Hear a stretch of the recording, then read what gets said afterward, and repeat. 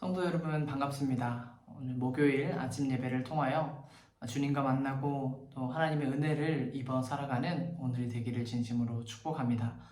이 시간 함께 사도신경으로 주님 앞에 신앙 고백 드리겠습니다. 나는 전능하신 아버지 하나님 천지의 창조주를 믿습니다. 나는 그의 유일하신 아들 우리 주 예수 그리스도를 믿습니다. 그는 성령으로 잉태되어 동정녀 마리아에게서 나시고 본디오 빌라도에게 고난을 받아 십자가에 못 박혀 죽으시고 장사된 지 사흘 만에 죽은 자 가운데서 다시 살아나셨으며 하늘에 오르시어 전능하신 아버지 하나님 우편에 앉아 계시다가 거기로부터 살아있는 자와 죽은 자를 심판하러 오십니다. 나는 성령을 믿으며 거룩한 공교회와 성도의 교제와 죄를 용서받는 것과 몸의 부활과 영생을 믿습니다. 아멘.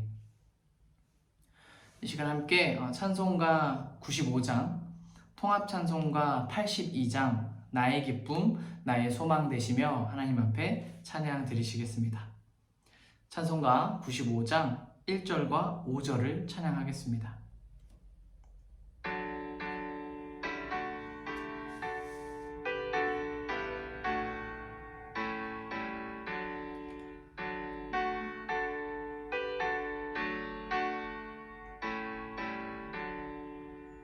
나의 기쁨 나의 소망 되시며 나의 생명이 되신 주 밤낮 불러서 찬송을 드려도 늘 아신 마음 뿐일세.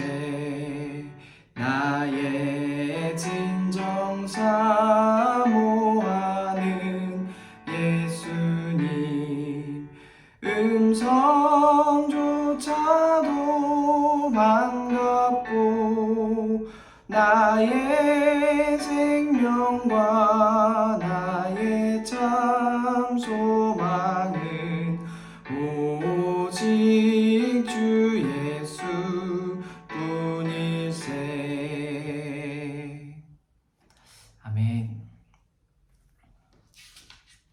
오늘 저희에게 주시는 하나님의 말씀은 마태복음 9장 14절로 26절입니다. 마태복음 9장 14절로 26절까지의 말씀을 제가 받들어 읽겠습니다. 그때에 요한의 제자들이 예수께 와서 물었다. 우리와 바리새파 사람은 자주 금식을 하는데 왜 선생님의 제자들은 금식을 하지 않습니까? 예수께서 그들에게 말씀하셨다. 혼인잔치의 손님들이 신랑이 자기들과 함께 있는 동안에 슬퍼할 수 있느냐? 그러나 신랑을 빼앗긴 날이 올 터이니 그때에는 그들이 금식할 것이다. 생배 조각을 낡은 옷에다 대고 깁는 사람은 없다. 그렇게 하면 새로 된 조각이 그 옷을 당겨서 더욱더 크게 찢어진다. 새 포도주를 낡은 가죽 부대에 담는 사람은 없다. 그렇게 하면 가죽 부대가 터져서 포도주는 쏟아지고 가죽 부대는 못 쓰게 된다. 새 포도주는 새 가죽 부대에 담아야 둘 다 보존된다. 예수께서 이 말씀을 하실 때에 지도자 한 사람이 와서 예수께 무릎을 꿇고 말하였다. 내 딸이 방금 죽었습니다. 그러나 오셔서 그 아이에게 손을 얹어 주십시오. 그러면 살아날 것입니다. 예수께서 일어나서 그를 따라가셨고 제자들도 뒤따라갔다. 그런데 12해 동안 혈루증을 앓는 여자가 뒤에서 예수께로 다가와서 예수의 옷술에 손을 대었다. 그 여자는 속으로 말하기를 내가 그의 옷에 손을 대기만 하여도 나을 텐데 했던 것이다. 예수께서 돌아서서 그 여자를 보시고 말씀하셨다. 기운을 내어라 딸아, 내 믿음이 너를 구원하였다. 바로 그때에 그 여자가 나았다. 예수께서 그 지도자의 집에 이르러서 피리를 부는 사람들과 떠드는 무리를 보시고 이렇게 말씀하셨다. 모두 물러가거라. 그 소녀는 죽은 것이 아니라 자고 있다. 그들은 예수를 비웃었다. 무리를 내보낸 다음에 예수께서 들어가셔서 그 소녀의 옷을 잡으시니 그 소녀의 손을 잡으시니 그 소녀가 벌떡 일어났다. 이 소문이 그 온 땅에 퍼졌다. 아멘. 예수님을 따르는 생활에는 기쁨 생활이 바탕을 이룹니다. 예수님 안에서 예수님을 따름으로 기뻐하게 됩니다. 당연히 이 성도의 생활에는 근신하며 깨어 기도하는 시간들이 있습니다. 주님과 함께하는 정숙한 시간들이 있습니다. 그러나 이 생활에는 믿음 안에서 기뻐하며 정말로 기뻐하며 날마다 감사하는 생활 역시 있습니다. 근신할 수도 있지만 또한 언제나 기뻐하게 되는 생활이 성도의 생활입니다. 예컨대 바울 사도는 늘 근신하며 사명에 충실한 삶을 살았던 것을 볼 수 있습니다. 성령께서 마게도니아로 부르실 때 사도와 그 함께한 무리들은 부르심에 순종하며 급한 발걸음을 떼었습니다. 정말로 하나님 앞에 전력을 다하고 전심을 다하며 사명에 충실한 삶을 살았습니다. 그러면서도 바울과 함께하는 전도단은 소아시아의 교회가 세워질 때마다 기뻐하는 생활도 놓치지 않았습니다. 진심으로 기뻐하고 진심으로 하나님께 감사하였습니다. 바울 사도는 자주 자신의 서신에서 말합니다. 나는 여러분의 믿음으로 인하여 기뻐합니다. 여러분에게도 복음이 전하여진 것을 정말로 기뻐합니다. 그렇게 기뻐한다는 것을 말합니다. 이처럼 바울뿐만 아니라 예수님을 주로 모시는 모든 사람은 충만한 기쁨을 가진 사람들입니다. 예수님의 사람 안에는 예수님께서 주시는 충만한 기쁨이 있습니다. 또한 성도에게는 간절한 믿음 생활 역시 기본을 이룹니다. 신앙의 횟수가 오래된 분들도 나는 예수님의 도우심이 정말 필요하다. 나는 예수님이 너무나 간절하다. 그러한 고백을 하십니다. 또 성경의 조예가 깊고 성령 하나님과의 깊은 교제를 나누는 분이실수록 자신이 얼마나 예수님이 필요한 존재인지 거듭 고백합니다. 나는 정말로 예수님이 아니면 안 된다. 나는 정말로 예수님이어야 한다는 것을 자주 느낍니다. 때문에 성도에게는 예수님이 중요합니다. 그 무엇보다, 그 누구보다 예수님이 가장 중요합니다. 그분이 우리 삶의 토대가 되고 우리가 가진 믿음의 토대가 되기 때문입니다. 예수님은 불확실한 미래 속에서도 지금 현재 평안을 맛보는 이유가 되십니다. 불안할 수밖에 없고 불안정할 수밖에 없는 지금과 미래의 시간에 대해 예수님을 생각하면 평안이 찾아옵니다. 의지할 데가 없고 이 머나먼 땅, 이국 땅에서 믿을 사람 하나 없는 그런 상황에 놓여도 예수님 덕분에 내 인생이 정말 단단하게 받쳐져 있다는 것을 느낄 수 있습니다. 이처럼 성경은 모든 사람에게 예수님이 얼마나 중요한 분인지를 계속해서 보여주고 나타냅니다. 그런데 오늘 본문을 보면 바로 이 토대가 없었던 사람들의 질문이 등장합니다. 예수 그리스도라고 하는 이 중요한 토대가 없었던 사람들은 바로 세례 요한의 제자들이었습니다. 이 세례 요한의 제자들이 예수님께 질문합니다. 14절인데요.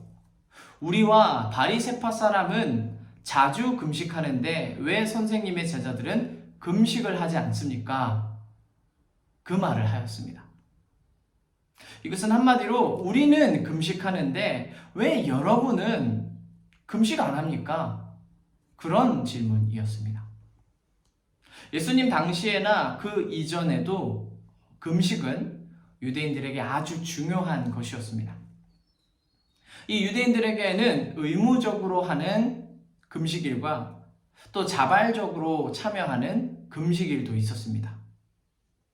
이 의무적인 금식의 대표적으로는 대속죄일이 있었습니다. 이날은 율법에 기초하여 이스라엘 백성부터 그 나라의 지도자들 또 그 나라의 제사장에 이르기까지 모든 백성, 모든 지도자, 모든 제사장이 금식에 참여하여야 했습니다. 대속죄일은 금식하는 날이었습니다. 바벨론 포로기를 지나면서는 의무적인 그리고 공식적인 금식일이 더 생겨납니다. 4월 금식, 5월 금식, 7월 금식, 10월 금식에 이르기까지 4차례의 금식일이 더 생겨납니다. 자, 이 금식들의 공통점은 모두가 망국의 역사를 회개하며 지난날의 죄악을, 자기 민족의 죄악을 회개하는 날로서 금식하는 날이었다는 사실입니다. 신약시대를 넘어오면서 자발적인 금식도 보편화되는데요. 가장 대표적으로 바리새인들은 일주일에 2번씩 금식하였습니다. 이 월요일과 목요일에 금식하였다고 하고 요한의 제자들 역시 못지않게 금식하였던 것으로 보입니다. 유대인들이 이렇게 금식의 생활화를 힘쓰고 그렇게 열심으로 금식했던 이유는 아주 분명합니다. 그것이 신앙의 행위였기 때문입니다.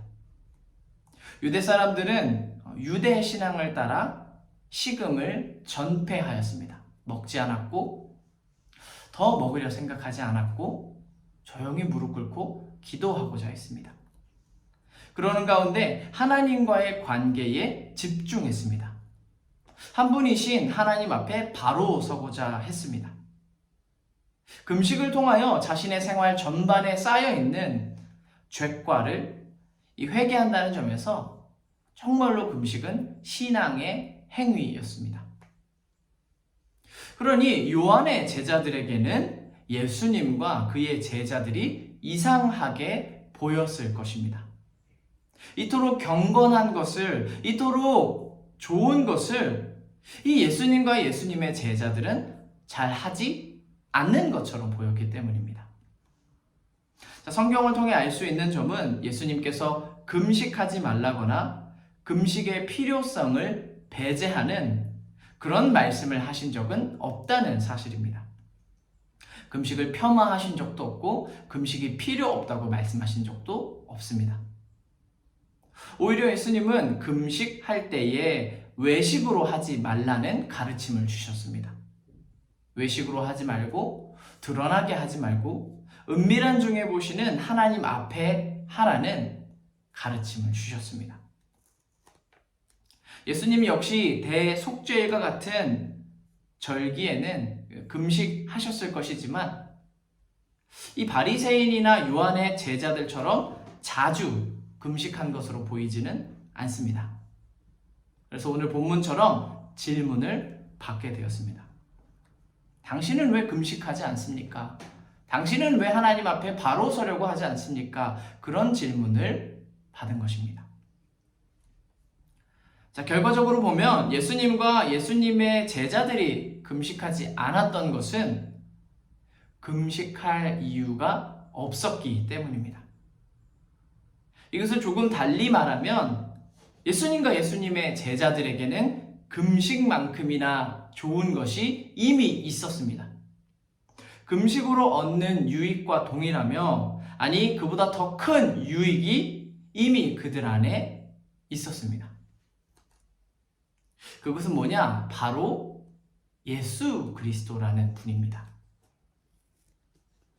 예수님이 있기에 금식하지 않아도 되고 예수님이 있기에 금식 안에서 나타나는 유익보다 더 큰 유익과 기쁨과 평안을 바로섬을 누리고 있는 사람들이 제자였습니다. 먼저 예수님의 제자들은 예수님 안에서 권위 있는 말씀을 듣게 되었습니다.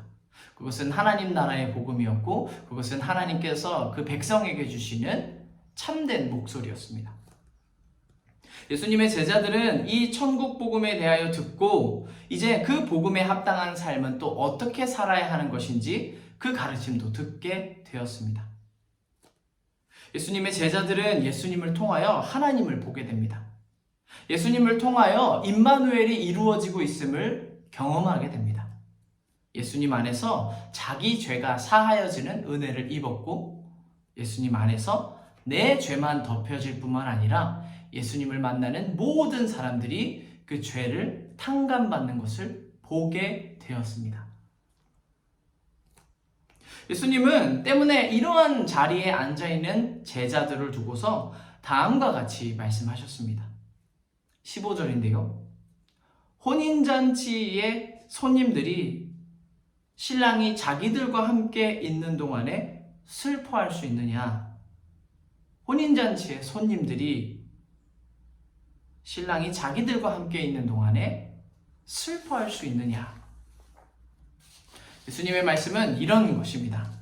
이들은 혼인잔치의 손님들이며 신랑의 친구들이다. 혼인잔치의 손님들이 신랑과 함께 있는 동안에 어찌 슬퍼하겠느냐? 실제로 유대인들에게 혼인잔치가 열리는 주간은 아주 순수한 축제의 때였다고 합니다. 기쁨이 마를 수 없고 기쁨이 마르면 안 되고 정말로 순수한 기쁨의 축제였다고 하는데요. 혼인잔치가 열리면 심지어 대속죄일과 겹치더라도 신부는 금식하지 않을 수 있는 자유가 있었습니다. 혼인잔치가 열리면 또 율법의 요구에서 이 놓이게 되는 많은 자유로움이 있었습니다. 이 주간에는 결혼하는 집에 어떠한 애도 소리도 멈추어야 했고 또 매일 기도드리는 이 기도의 의무에서도 자유로울 수 있었다고 합니다. 기쁨을 더하고 더하기 위해서 말입니다. 자, 오늘 본문을 보면 예수님은 어떤 말씀을 하시느냐?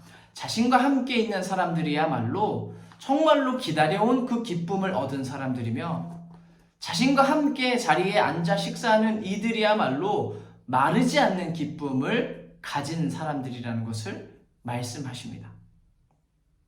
제자들은 예수님을 따름으로 점점 더 그분을 알게 되고 가려져 있던 진리를 계속해서 맛보게 됩니다. 제자들은 예수님을 통해 성취되는 하나님 나라를 계속 보게 됩니다. 금식을 통해서 보고자 했던 유대교 신앙과 전통을 통해서 보고자 했던 그 하나님을 예수로 말미암아 계속 보게 되는 것입니다. 물론 이들에게도 이 제자들에게도 잠깐 신랑을 빼앗기는 날이 옵니다. 신랑을 빼앗김으로 신랑의 친구들도 우는 날이 옵니다.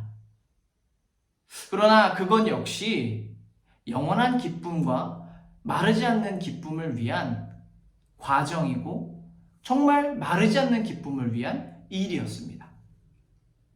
예수님은 이 제자들이 하나님 나라의 잔치 자리에 앉아 있다고 그 귀한 잔치의 자리에 앉은 사람들임을 말씀합니다. 또한 자신에게 또 자신과 함께 앉은 사람들을 향해 질문한 사람들에게 두 가지 그림을 빗대어 말씀하십니다. 예수님이 하신 말씀 중에 하나는 생배 조각과 낡은 옷에 대한 내용이었고 또 다른 하나는 새 포도주와 낡은 가죽 부대였습니다. 생배 조각과 낡은 옷, 새 포도주와 낡은 가죽 부대. 둘 다 같은 메시지를 보내고 있는데요. 예수님께서 하신 말은 한마디로 낡고 해진 옷에 새 옷 조각을 기워 넣는다고 그 옷이 새 것이 되겠느냐, 온전해지겠느냐라는 질문이었습니다. 그런 것이 아니라 오히려 낡은 옷이 더욱더 크게 찢어진다, 그렇게 말씀하십니다. 또 낡은 가죽 부대에 새 포도주를 채워 넣으면 새 포도주를 담아내는 것은 고사하고 오히려 그 가죽 부대가 터지게 된다고, 둘 다 못 쓰게 된다고 그렇게 말씀하셨습니다. 한마디로 새 옷 조각에는 새 옷이 걸맞고 새 포도주에는 새 가죽 부대가 마땅한 것입니다. 예수님은 사람들에게 도전하심으로 새 마음이 되어야 된다. 새 가죽 부대가 되어야 한다. 그래야 새 옷 조각을 받을 수 있고 새 포도주가 받을 수 있는 그런 상태가 된다는 것을 말씀하십니다. 이처럼 우리는 성경을 통해 사람이 예수님을 어떻게 바라보아야 합니까? 사람은 예수님을 어떠한 마음으로 바라보아야 하는지 알 수 있는데요. 그리스도는 새 마음을 품고 바라보아야 합니다. 예수님을 바라보고 예수님 안에서 정말 무언가를 발견하려는 사람들은 새 마음을 품고 그분을 바라볼 수 있어야 합니다. 본문에서 등장하는 이 낡은 것들은 유대인들의 묵은 신앙, 또 해묵은 유대 전통을 나타냅니다. 그곳으로는 예수께서 그리스도이심이 보이지 않습니다. 그것으로는 유대 신앙의 그 묵은 것으로는, 묵은 전통으로는 하나님의 아들을 바로 보는 것도, 하나님의 아들을 온전히 섬기는 것도 불가합니다. 내 마음이 오늘 예수님의 말씀처럼 낡은 가죽 부대가 아닌 새 가죽 부대가 되어야 예수님이 보입니다. 내 마음이 예수 그리스도를 담을 수 있는, 붙잡을 수 있는 새 가죽 부대가 되면 정말로 새로운 생활이 시작됩니다. 그렇다면 질문할 수 있습니다. 어떤 마음이 새 가죽 부대 같은 새 마음입니까? 오늘 본문의 금식 논쟁 이후의 이야기들을 보면 두 사람의 이야기가 등장합니다. 병상에 누운 딸 아이를 둔 아버지는 예수님께 간절한 소망을 품었습니다. 예수님 앞에 와 무릎을 꿇은 아버지는 다음과 같이 말합니다. 18절인데요. 내 딸이 방금 죽었습니다. 그러나 오셔서 그에게 손을 얹어 주십시오. 그러면 살아날 것입니다. 그러면 살아날 것입니다. 손을 얹어 주시면, 주께서 우리 집에 오셔서 내 딸아이에게 손을 얹어 주시면 그러면 그 아이가 살아날 것입니다. 아버지가 그렇게 간청하였습니다. 예수님은 이 아버지의 간청함을 따라 그의 집으로 가셨습니다. 예수님의 제자들도 함께 따라갔습니다. 예수님께서 가는 그 골목길 또는 넓은 길, 어떤 그 길의 여정에서 어떤 도중에 오랜 지병을 알아온 이 여인도 만나게 되는데요. 이 여인 역시 예수님께 대하여 간절한 마음을 품고 있었습니다. 성경은 이 여인이 품은 생각이 이러하였다고 기록합니다. 21절인데요. 그 여자는 속으로 말하기를 내가 그의 옷에 손을 대기만 하여도 나을 텐데 했던 것이다. 그렇게 말씀합니다.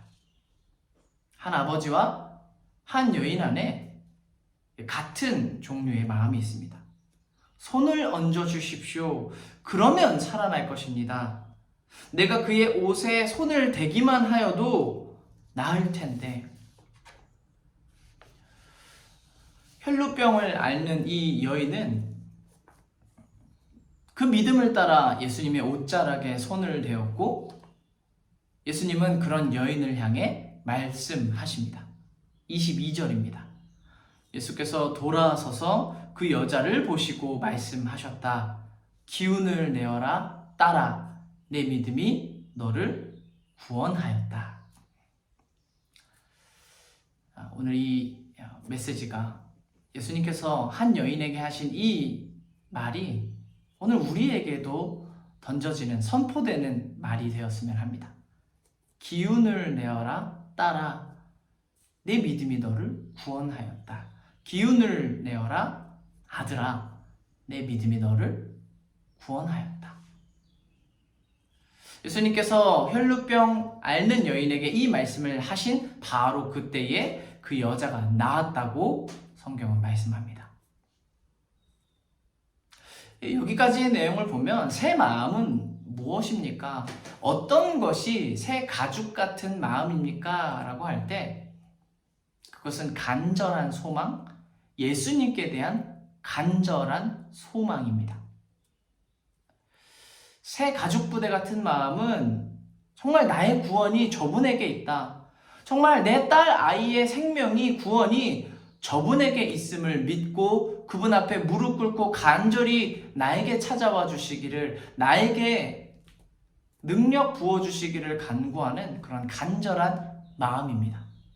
주께서 내게 손을 얹어주시면 내가 낫겠나이다.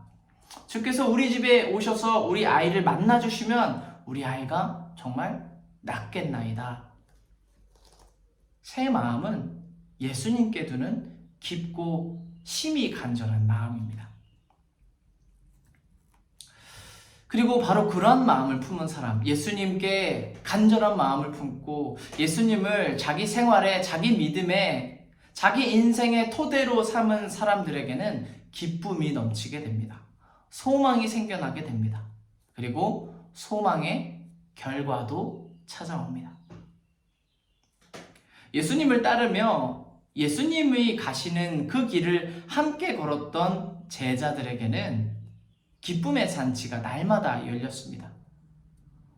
정말 나는 예수님 따라가겠습니다. 주께서 나를 부르셨기로 내가 함께 가겠습니다. 주님이 이제 내가 걷는 길의 토대입니다.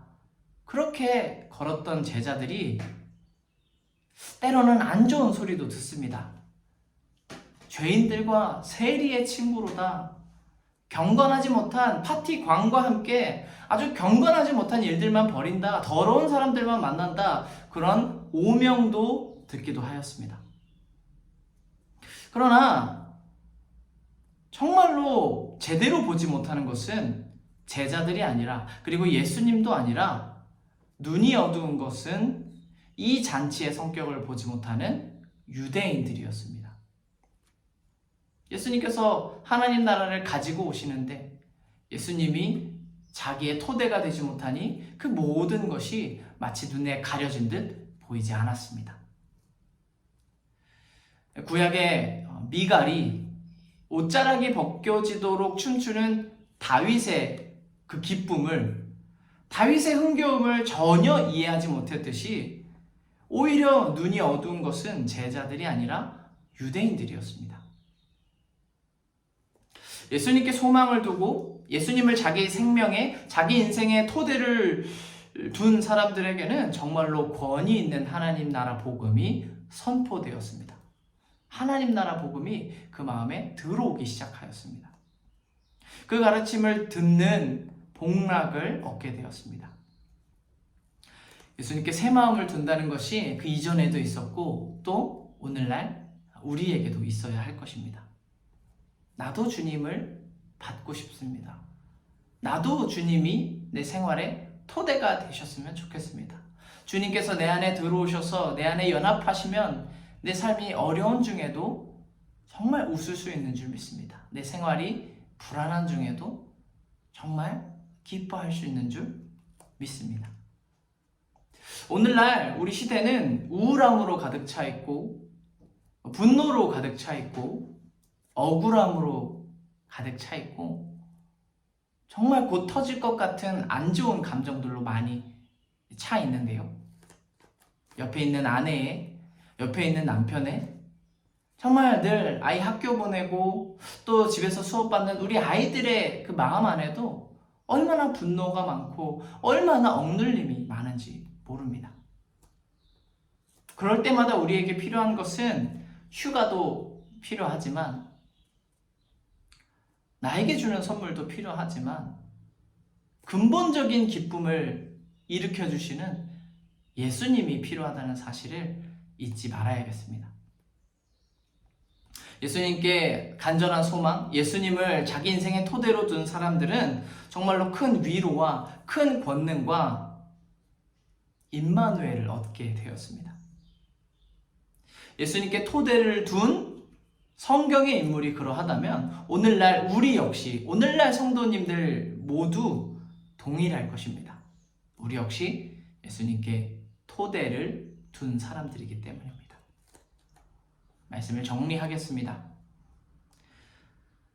예수님을 따르는 생활에는 고난 당함이 분명히 있습니다. 예수님을 따르다 보면 근신하고 괴롭힘 당하고 마음이 괴로워지고 옳은 선택 때문에 내 형편이 조금 더 궁핍해지는 그런 때도 당연히 있습니다. 그러나 그리스도를 따르는 생활, 그리스도를 토대로 삼는 그 성도의 생활은 고난 당하는 중에도 기뻐하며 찬미하는, 하나님을 전심으로 찬미하는 그 생활이 가능합니다. 이 바울과 실라가 감옥에서 노래하고 찬양하는 것이 가능했던 것처럼 말입니다.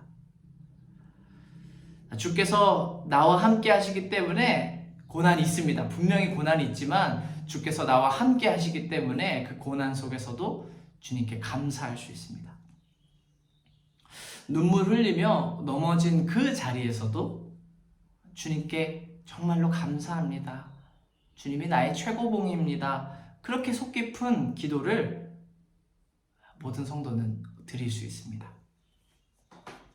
이 땅을 녹록지 않게 살아가는 것이 성도이지만 그럼에도 불구하고 그것에 불변하게 성도는 천국의 잔치 자리에 앉은 사람들입니다. 기쁨이 충만할 수 있습니다. 그 기쁨을 우리가 만드는 것이 아니라 우리 안에 살아계시고 역사하시는 하나님의 성령과 우리와 연합한 예수님께서 주시기 때문입니다. 기쁨은 우리가 만드는 종류의 그런 기쁨을 얘기하는 것이 아닙니다. 주님께서 우리에게 기쁨과 희락과 평안과 감사가 넘치게 하실 줄 믿습니다. 이 제자들이 주님과 함께한 기쁨에 충만하였듯이 모든 성도님들도 그러하기를 진심으로 축복합니다.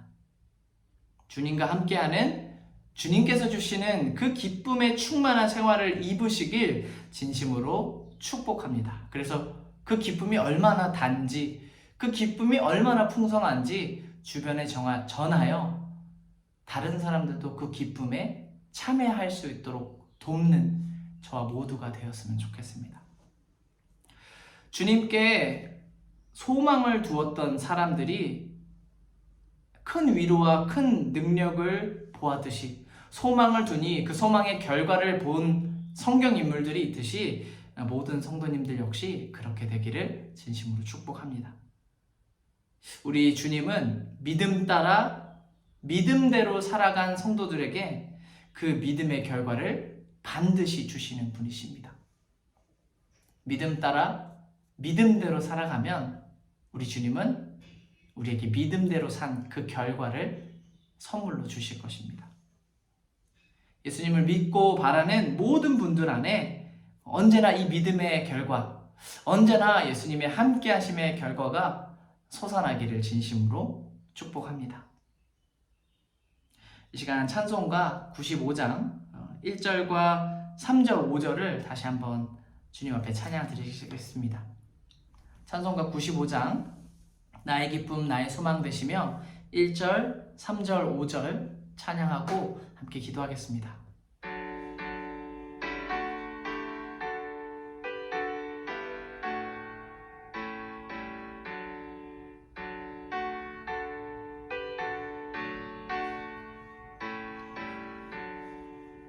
나의 기쁨 나의 소망 되시며 나의 생명이 되신 주, 밤낮 불러서 찬송을 드려도 늘 아신 마음뿐일세.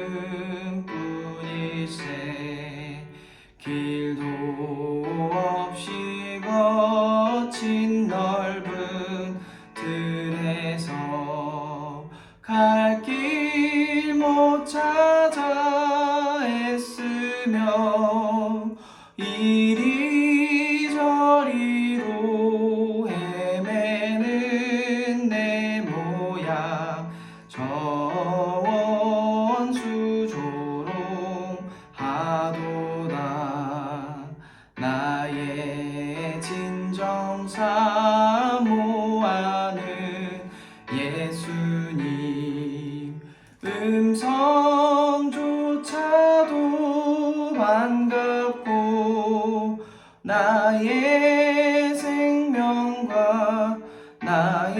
참 소망은 오직 주 예수 뿐일세. 아멘. 우리 함께 이 시간 짧게 같은 목소리로 기도하겠습니다. 정말 이 땅을 살아가다 보면 정말 길도 없고 거친 넓은 들에서 내 갈 길 못 찾고 내 자녀들도 내 가족들도 갈 길 못 찾아 헤매는 그 어려움이 올 때가 있습니다. 저 원수는 나를 조롱하는 것 같고 그 마귀는 나를 비웃는 듯이 내가 무기력하게 걷고 있는 느낌이 들 때가 많지만, 그러나 모든 순간에 어느 때에나 우리 주님은 우리와 함께 하시고 우리와 동행하시고 모든 순간에 우리를 인도하셔서 한순간도 떠나지 아니하시는 우리 목자가 되시는 줄 믿습니다. 어느 성도님의 고백과 같이 주님이 내 목자이신 것만 알았는데 살아가 보니 주님이 내 푸른 초장이었고 주님이 내 쉴만한 물가였습니다. 그분은 목자만이 아니라 초장이고 물가이고 너무나 귀한 나의 예수님입니다. 그렇게 고백하시는 것을 들었는데요. 우리가 오늘 이 시간 함께 기도하기 원합니다. 주님이 나의 목자이시고 쉴만한 물가이시며 푸른 초장이시고 주님이 나의 모든 인생의 토대이십니다. 주님이 우리 가정에 정말로 토대가 되시는 분이십니다. 주님 우리를 받아주시옵소서. 주님만 바라보게 하옵소서. 우리 기도하고 제가 마무리 기도하겠습니다.